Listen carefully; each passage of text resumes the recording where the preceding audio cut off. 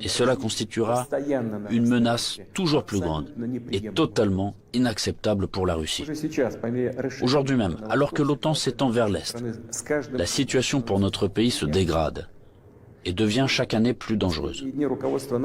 En outre, ces derniers jours, les dirigeants de l'OTAN ont explicitement évoqué la nécessité d'accélérer, de forcer l'avancée des infrastructures de l'Alliance vers les frontières de la Russie. En d'autres termes, ils renforcent leur position. Nous ne pouvons plus nous contenter de regarder ce qui se passe. Ce serait complètement irresponsable de notre part. La poursuite de l'expansion de l'infrastructure de l'Alliance Atlantique, la conquête militaire des territoires de l'Ukraine qui a commencé, tout cela est inacceptable pour nous. Le problème, bien sûr, ce n'est pas la structure de l'OTAN elle-même. Elle n'est qu'un instrument de la politique étrangère des États-Unis.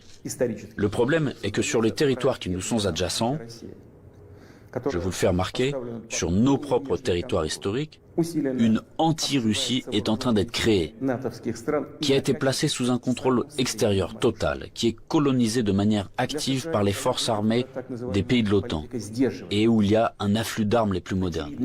Pour les États-Unis et leurs alliés, il s'agit de ce qui est qualifié de politique de dissuasion de la Russie, de dividendes géopolitiques évidents. Et pour notre pays, c'est finalement une question de vie ou de mort. La question de notre avenir historique en tant que peuple. Ce n'est pas une exagération, c'est la vérité. C'est une menace réelle, non seulement pour nos intérêts, mais pour l'existence même de notre État, pour sa souveraineté. C'est cette même ligne rouge dont on a parlé à plusieurs reprises. Ils l'ont franchie. Par conséquent, il faut parler de la situation dans le Donbass. Nous voyons que les forces qui ont effectué un coup d'État en Ukraine en 2014 ont pris le pouvoir et le conservent, de fait, à l'aide de procédures électorales décoratives et ont finalement renoncé à un règlement pacifique du conflit. Pendant 8 années infiniment longues, nous avons fait tout notre possible pour que la situation soit résolue par des moyens pacifiques et politiques. Tout cela en vain. Comme je l'ai dit dans mon précédent discours, on ne peut pas regarder sans compassion ce qui se passe là-bas. Il n'était tout simplement plus possible de supporter tout cela. Il était nécessaire de mettre fin immédiatement à ce cauchemar, au génocide des millions de personnes qui y vivent, dont le seul espoir est la Russie, dont le seul espoir est en nous. Ce sont ces aspirations, ces sentiments, la douleur des gens qui ont été pour nous le principal motif pour décider de reconnaître les républiques populaires du Donbass. Voilà ce qui me paraît important de souligner davantage. Les principaux pays de l'OTAN, pour parvenir à leurs propres objectifs, soutiennent en Ukraine les nationalistes extrêmes et les néo-nazis, qui à leur tour ne pardonneront jamais aux Criméens, aux habitants de Sébastopol, leur libre choix, à savoir la réunification avec la Russie. Bien sûr, ils iront en Crimée, tout comme dans le Donbass, portant la guerre, afin de tuer, tout comme les punisseurs des gangs de nationalistes ukrainiens, complices d'Hitler pendant la Grande Guerre patriotique, qui massacraient des personnes sans défense. Et ils déclarent aussi ouvertement revendiquer un certain nombre d'autres territoires russes. Tout le cours des événements et l'analyse des informations reçues montrent que l'affrontement de la Russie avec ses forces est inévitable. Ce n'est qu'une question de temps. Ils se préparent, ils attendent le moment favorable. Maintenant, ils revendiquent également la possession d'armes nucléaires. Nous ne laisserons pas faire ça. Comme je l'ai déjà mentionné auparavant, après l'effondrement de l'URSS, la Russie a accepté de nouvelles réalités géopolitiques. Nous respectons et nous traiterons avec respect tous les pays nouvellement formés dans l'espace post-soviétique. Nous respectons et respecterons leur souveraineté, comme en témoigne l'aide que nous avons apportée au Kazakhstan qui a fait face à des événements tragiques et à un défi lancé à son statut d'État et à son intégrité. Mais la Russie ne peut pas se sentir en sécurité, se développer, exister avec une menace constante venant du territoire de l'Ukraine contemporaine.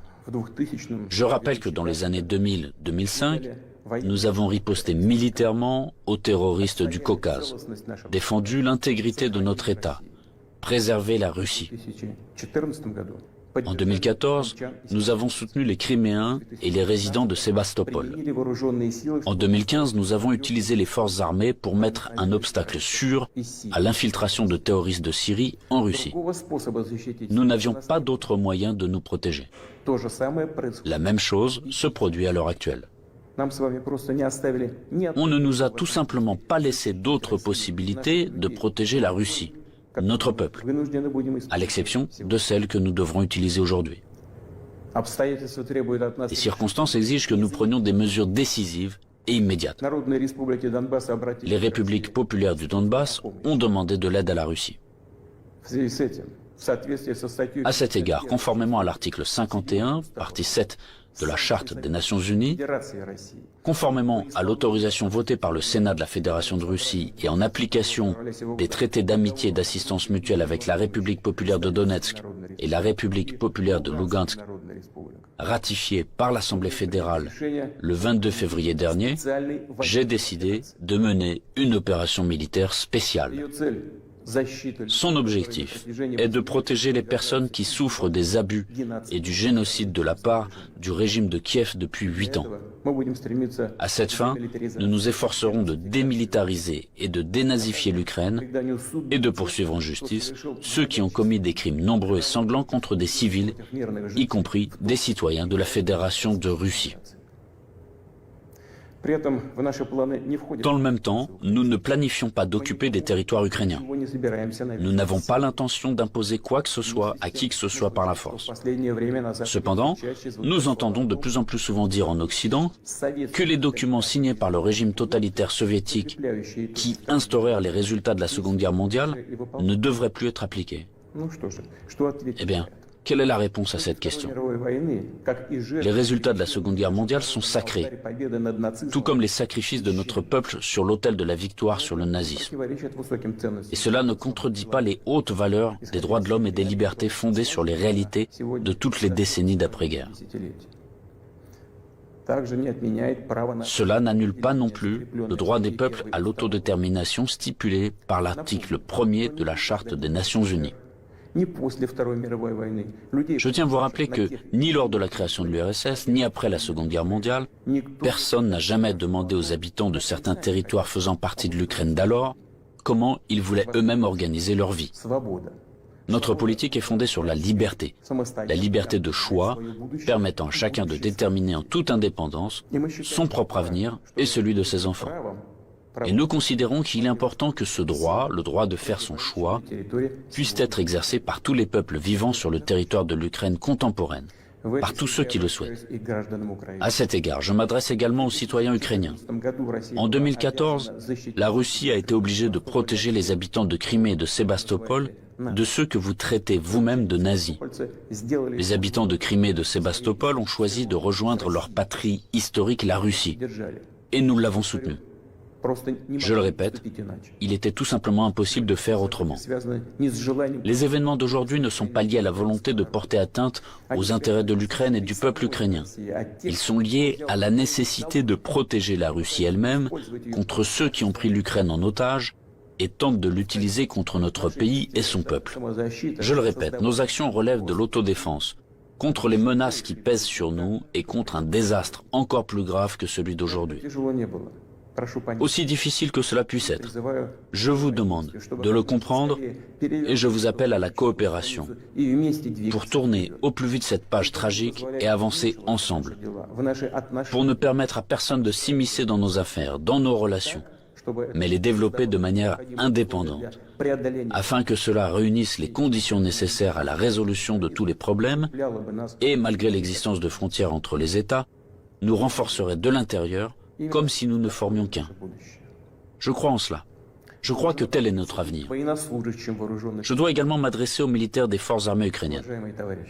Chers camarades, ce n'est pas pour que les néo-nazis d'aujourd'hui prennent le pouvoir en Ukraine que vos pères, vos grands-pères, vos arrière-grands-pères se sont battus contre les nazis en défendant notre patrie commune. Vous avez prêté serment d'allégeance au peuple ukrainien et non à la junte hostile au peuple qui pille l'Ukraine et persécute ce même peuple. Ne suivez pas ces ordres criminels. Je vous exhorte à déposer les armes immédiatement et à rentrer chez vous. Je tiens à le préciser. Tous les militaires de l'armée ukrainienne qui obéissent à cette exigence pourront librement quitter la zone des hostilités et retourner auprès de leur famille. Une fois de plus, j'insiste fortement. Toute responsabilité pour une éventuelle effusion de sang reposera entièrement sur la conscience du régime au pouvoir sur le territoire de l'Ukraine. Maintenant, quelques mots importants, très importants, pour ceux qui seraient tentés de s'ingérer dans les événements en cours. Quiconque essaiera d'interférer contre nous, et plus encore de créer des menaces pour notre pays, pour notre peuple, doit savoir que la réponse de la Russie sera immédiate et mènera à des conséquences auxquelles vous n'avez jamais fait face dans votre histoire. Nous sommes prêts à n'importe quelle évolution de la situation. Toutes les décisions nécessaires à cet égard ont été prises. J'espère être entendu.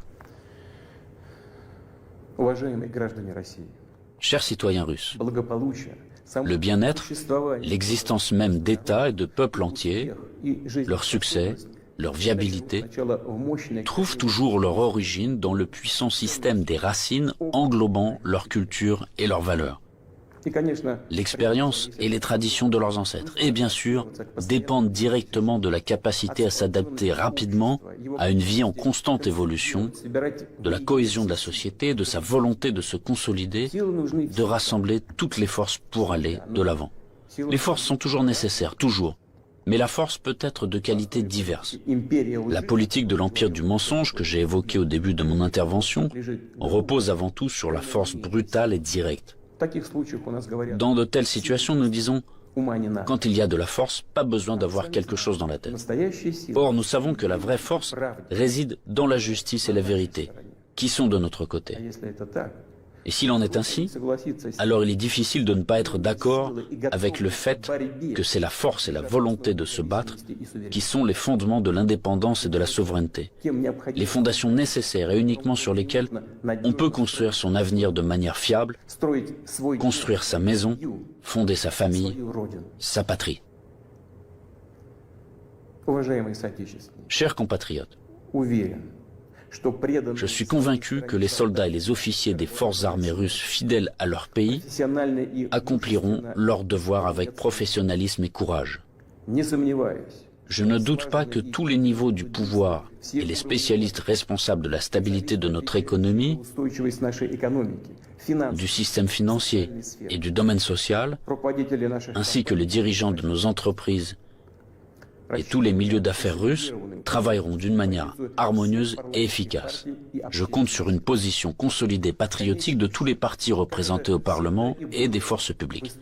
Après tout, comme cela a toujours été dans l'histoire, le destin de la Russie se trouve entre les mains fiables de notre peuple multinational. Cela signifie que les décisions adoptées seront exécutées, que nos objectifs seront atteints et que la sécurité de notre patrie sera garantie d'une manière sûre. Je crois en votre soutien et en la force invincible que nous donne l'amour de la patrie.